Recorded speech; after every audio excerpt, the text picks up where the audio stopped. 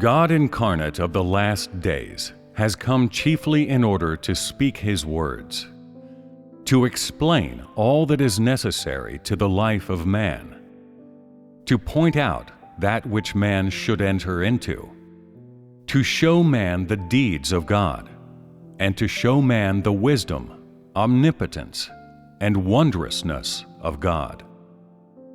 Through the many ways in which God speaks, man beholds the supremacy of God, the magnitude of God, and moreover, the humility and hiddenness of God. Man sees that God is supreme, but that He is humble and hidden, and can become the least of all. Some of His words are spoken directly from the perspective of the Spirit. Some of His words are spoken directly from the perspective of man. And some of His words are spoken from the perspective of the third person. In this can be seen that the manner of God's work varies greatly, and it is through words that He allows man to see it. God's work during the last days is both normal and real, and thus the group of people of the last days are subjected to the greatest of all trials. Because of the normality and reality of God, all people have entered amid such trials. That man has descended into the trials of God is because of the normality and reality of God. During the age of Jesus, there were no conceptions or trials. Because most of the work done by Jesus was in accordance with man's conceptions, people followed Him and had no conceptions about Him. The trials of today are the greatest ever faced by man. And when it is said that these people have come out of the great tribulation, this is the tribulation that is referred to. Today, God speaks to create faith, love, sufferance, and obedience in these people. The words spoken by God incarnate of the last days are according to the substance of man's nature, according to the behavior of man, and according to that which man should enter into today. His method of speaking is both real and normal.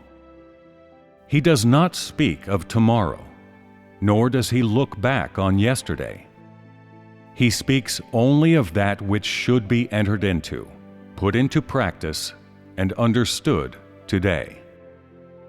If during the present day there is to emerge a person who is able to display signs and wonders, and can cast out demons, and heal, and perform many miracles, and if this person claims that they are the coming of Jesus, then this would be the counterfeit of evil spirits, and their imitation of Jesus. Remember this: God does not repeat the same work. Jesus' stage of work has already been completed, and God will never again undertake that stage of work. The work of God is irreconcilable with the conceptions of man. For example, the Old Testament foretold the coming of a Messiah, but it turned out that Jesus came. So it would be wrong for another Messiah to come again. Jesus has already come once, and it would be wrong if Jesus were to come again this time. There is one name for every age, and each name is characterized by the age. In the conceptions of man, God must always display signs and wonders, must always heal and cast out demons, and must always be just like Jesus. Yet this time, God is not like that at all. If during the last days God still displayed signs and wonders, and still cast out demons and healed, if He did exactly the same as Jesus, then God would be repeating the same work, and the work of Jesus would have no significance or value. Thus, God carries out one stage of work in every age. Once each stage of His work has been completed, it is soon imitated by evil spirits. And after Satan begins to follow on the heels of God, God changes to a different method. Once God has completed a stage of His work, it is imitated by evil spirits. You must be clear about these things. Why is the work of God today different to the work of Jesus? Why does God today not display signs and wonders, not cast out demons, and not heal? If Jesus' work were the same as the work done during the age of law, could He have represented the God of the age of grace? Could Jesus have completed the work of crucifixion?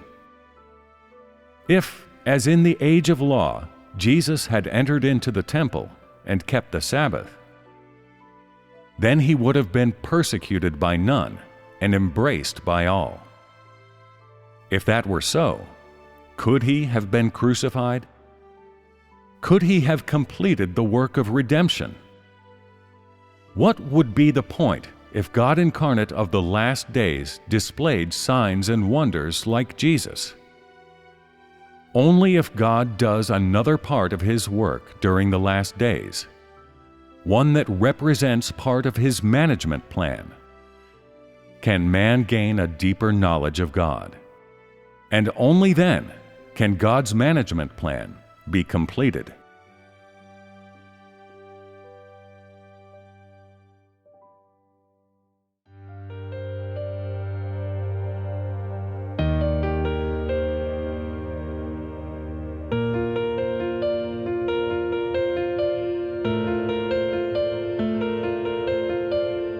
God became flesh in the last days, mainly to speak, to show what man's life needs and what he should enter.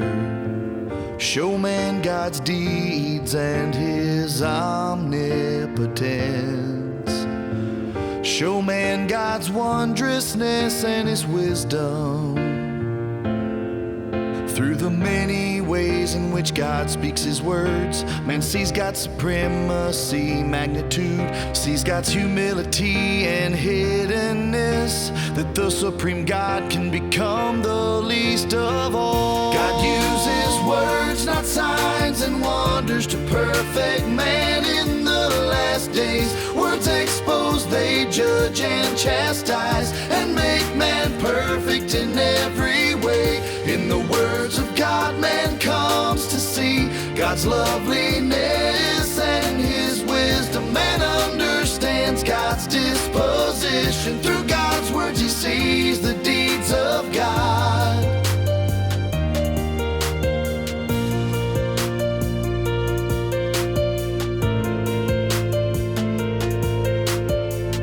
God's words are spoken from different perspectives, such as the spirit, man, and third person.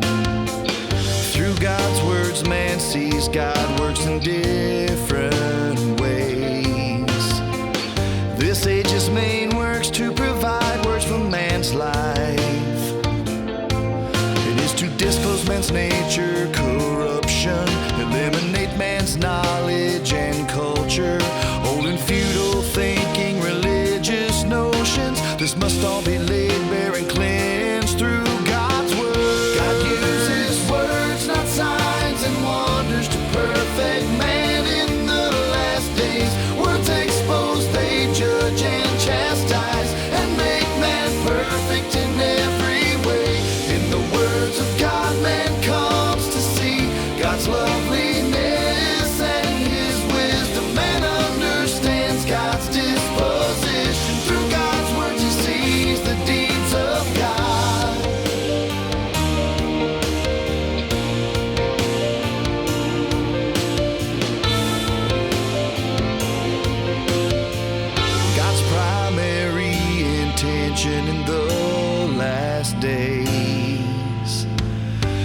to accomplish a stage of his work, in which the Word appears in the flesh. And this is one part of God's management plan.